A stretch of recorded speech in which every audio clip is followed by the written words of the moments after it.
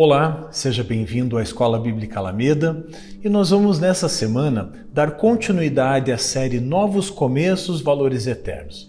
Estamos falando a respeito do Sermão do Monte e na semana passada iniciamos o capítulo 6, Palavras de Jesus registradas por Mateus. E falamos na semana passada a respeito do ensino sobre as esmolas, sobre as doações, os donativos, a nossa ajuda para o nosso próximo. E nessa semana nós vamos falar a respeito da oração, o ensino de Jesus a respeito da oração. E aqui, mais uma vez, eu e você podemos destacar algo importantíssimo. No Sermão do Monte, especialmente no capítulo 6, Jesus começa a fazer um paralelo entre aquilo que a lei dizia e esse novo ensino que Jesus traz. E mais uma vez vale ressaltar que Jesus não veio abolir a lei, acabar com a lei, mas ele veio cumprir a lei. E o que Jesus trata especificamente aqui no Sermão do Monte é justamente a respeito desse novo olhar para aqueles valores eternos que Deus já havia estabelecido como valores para o seu povo. E aqui nós vamos então falar a respeito da oração. E eu quero então ler esse recorte a respeito da oração, esse trecho das Escrituras registradas por Mateus que Jesus vai abordar. Estamos falando de Mateus do capítulo 6, entre os versículos 5 e 15.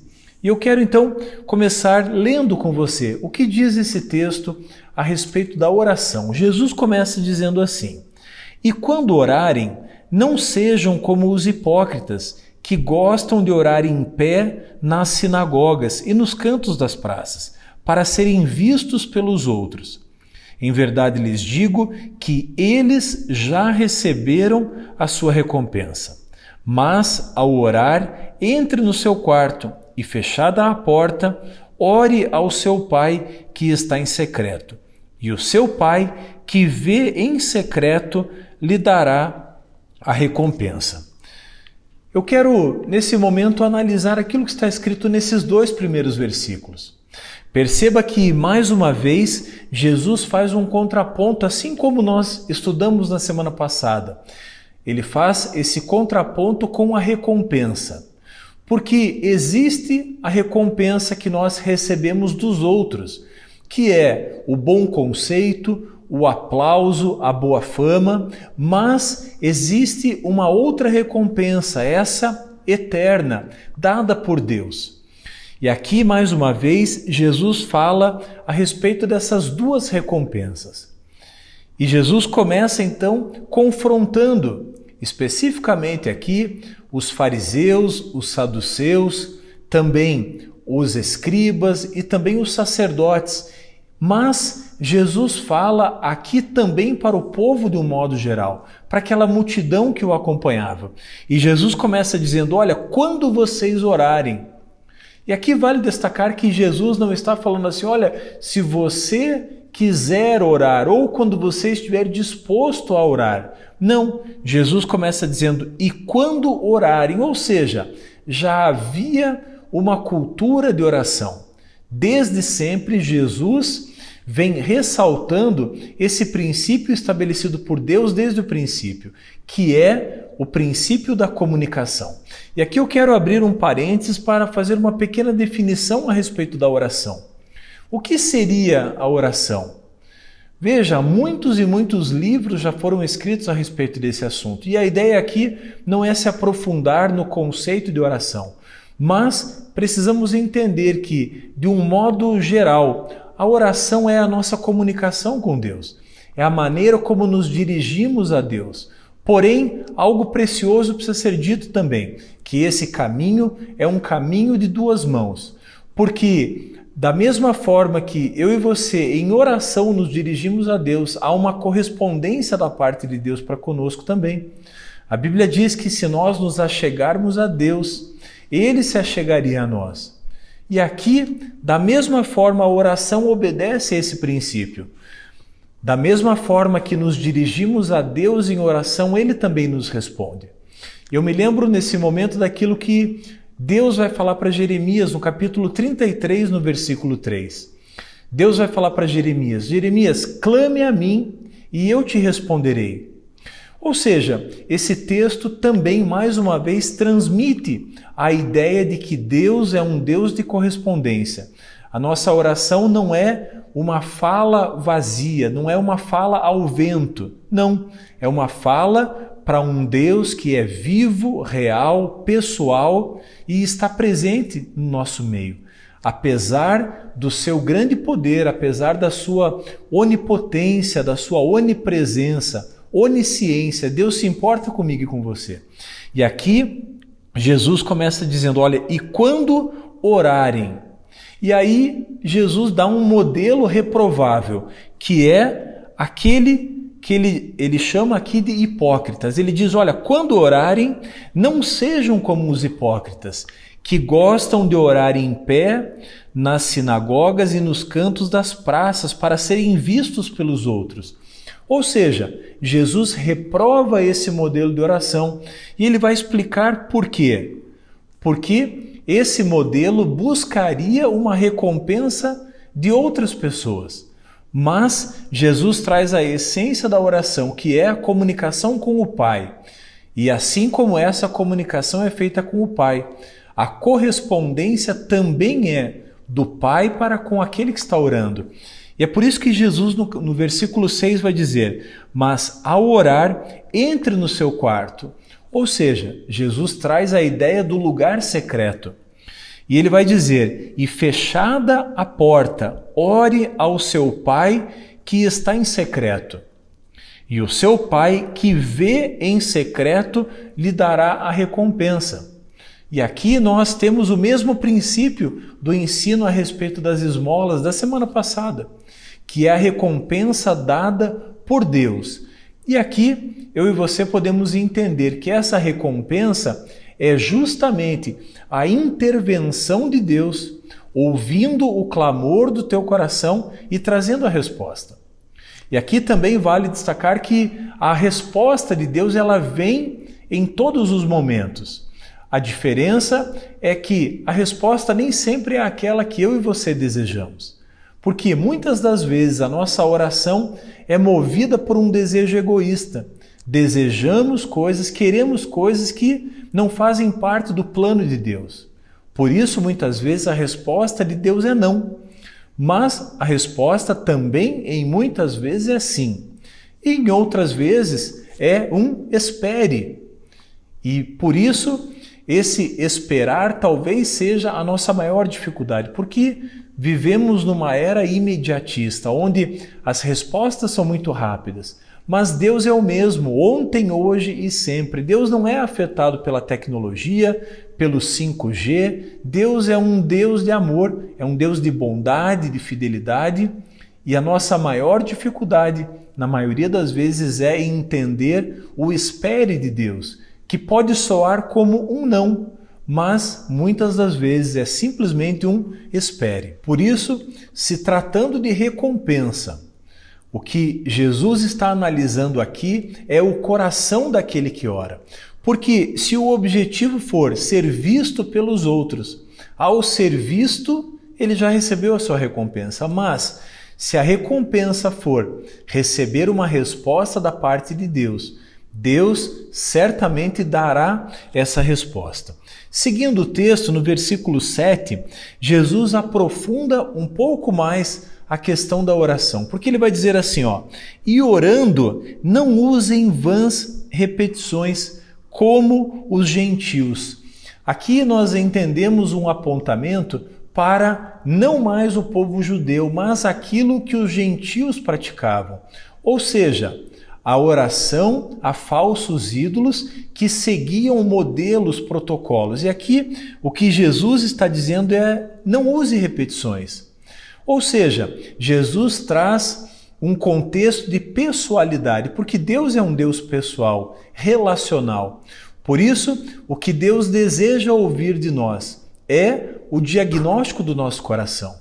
E Deus não deseja saber isso para se manter informado, porque Deus é onisciente, Ele conhece o nosso coração. Mas o que Deus quer é um relacionamento, é que eu e você nos acheguemos a Ele no nosso lugar secreto E ali abramos o nosso coração para Ele. Porque o que Jesus diz é justamente isso. Jesus continua dizendo, porque eles pensam que por muito falar serão ouvidos. E aqui mais uma lição. O que Deus espera de nós não são longas orações. Embora eu e você precisamos entender que o tempo com Deus gera intimidade. Mas aqui o que Jesus está dizendo é que o tempo da oração não necessariamente corresponde à qualidade da oração. E Jesus traz aqui também um contexto de qualidade, um contexto de sinceridade. Porque não há nada melhor do que abrir o nosso coração, rasgar o nosso coração na presença de Deus. Porque Deus, sendo um Deus pessoal, relacional, um Deus de amor, um Deus justo, fiel, Ele vai trazer a resposta. Ele vai trazer bálsamo para o nosso coração se ele estiver ferido. Ele vai trazer paz caso estejamos aflitos, porque Deus é um Deus de resposta. E no versículo 8, Jesus continua dizendo, não sejam, portanto, como eles, porque o Pai de vocês sabe o que vocês precisam antes mesmo de lhe pedirem. E essa frase ela pode soar um tanto quanto contraditória, porque se Deus já sabe aquilo que eu preciso, aquilo que eu quero, por que então que eu preciso orar? Justamente ao ler a Bíblia nós entendemos Deus como um pai. E Deus, enquanto um pai perfeito, Ele quer desenvolver um relacionamento com seus filhos. Foi assim desde o princípio. Lá na criação, em Gênesis, eu quero aqui parafrasear aquilo que o pastor Luciano Subirá fala. Deus não respeitou nem a lua de mel de Adão e Eva, porque Deus vinha todos os finais de tarde para conversar, para buscar esse relacionamento com a coroa da criação. E nada mudou. Deus é o mesmo ontem, hoje e sempre. E aquele formato de relacionamento diário, constante, Deus continua desejando. Agora, se do lado de Deus nada mudou, o que mudou então? Mudou o nosso lado, mudou a nossa busca. E é justamente isso que Jesus está chamando a atenção. O modelo certo, a forma correta, o coração limpo e sincero, o meio pelo qual nós precisamos nos aproximar de Deus. E aqui, a partir do versículo 9, talvez estejam as palavras mais conhecidas do Novo Testamento, que é aquilo que nós chamamos de oração do Pai Nosso. A Bíblia diz assim, Mateus 6:9, até o versículo 13. Diz assim, Pai nosso que estais no céu, santificado seja o teu nome, venha o teu reino, seja feita a tua vontade, assim na terra como no céu. O pão nosso de cada dia nos dá hoje, e perdoa-nos as nossas dívidas, assim como nós também perdoamos aos nossos devedores. E não nos deixeis cair em tentação, mas livra-nos do mal, pois teu é o reino, o poder e a glória para sempre. Amém. Essa é a oração do Pai Nosso, a oração tão conhecida e tão difundida, mas uma oração que não deve ser repetida. Porque se nós voltarmos aqui, Jesus está falando a respeito das vãs repetições. Agora, se Jesus não quer uma vã repetição, por que ele deixou um modelo de oração para nós? É porque justamente esse modelo está trazendo informações a respeito do caráter de Deus e a respeito da nossa postura para com Deus, e não simplesmente um modelo a ser repetido. Eu quero rapidamente passar aqui por esses versículos, por essas frases e refletir com você a respeito desse modelo que Jesus traz. Ele começa dizendo, Pai nosso que estás no céu. Ou seja, Jesus começa apontando para um Deus eterno, real, que está assentado num alto e sublime trono. Ele está no céu e do céu ele nos ouve. O texto continua, santificado seja o teu nome. Ou seja, o nome de Deus é santo, é imaculado. Não há nada que eu e você possamos fazer para santificar ainda mais Deus. Então, santificado seja o teu nome, ou seja, uma demonstração de zelo para com Deus. Deus é santo. E o texto continua no versículo 10. Venha o teu reino, seja feita a tua vontade, assim na terra como no céu. Ou seja, Jesus veio justamente para nos apresentar o reino. Jesus diz: o reino de Deus está entre vocês. Que venha então esse reino e que a vontade do céu, a boa, agradável e perfeita vontade de Deus seja cumprida na terra, assim na terra como é no céu. Ou seja, a paz, a harmonia, a alegria, a veneração, a adoração que há no céu precisa também haver na terra. E os promotores dessa adoração a Deus somos justamente eu e você. O texto continua: o pão nosso de cada dia nos dá hoje. Jesus parte aqui no versículo 11 para uma intenção de gratidão. Eu e você precisamos ser gratos por tudo que Deus nos dá. O pão nosso de cada dia nos dá hoje. Deus é um Deus de provisão. Deus é o dono de todo o ouro e de toda a prata. E Ele não deixará faltar nada aos seus filhos. É bem verdade que eu e você não temos tudo aquilo que queremos, mas Deus nos dá tudo aquilo que nós precisamos. A gratidão é algo que precisa permear o meu e o teu coração. Um coração grato move os céus. Um coração grato abre os céus. Um coração grato alarga as fronteiras. Um coração grato traz à existência aquilo que não existe. O texto continua: e perdoa as nossas dívidas. Ou seja, Jesus insere aqui mais um ensinamento, que é o perdão. Perceba que na sequência do texto ele diz: assim como nós também perdoamos aos nossos devedores. E aqui vem uma lição que Jesus, ao longo do Sermão do Monte, vai falar em muitos momentos. A mesma forma como eu e você somos perdoados por Deus, também precisamos obrigatoriamente distribuir esse perdão para as pessoas que estão ao nosso redor. Nesses dois versículos, 14 e 15, então, há um princípio estabelecido. O princípio de que, uma vez que eu recebi o perdão da parte de Deus, eu, como mandamento, então, preciso também liberar o perdão para o meu próximo.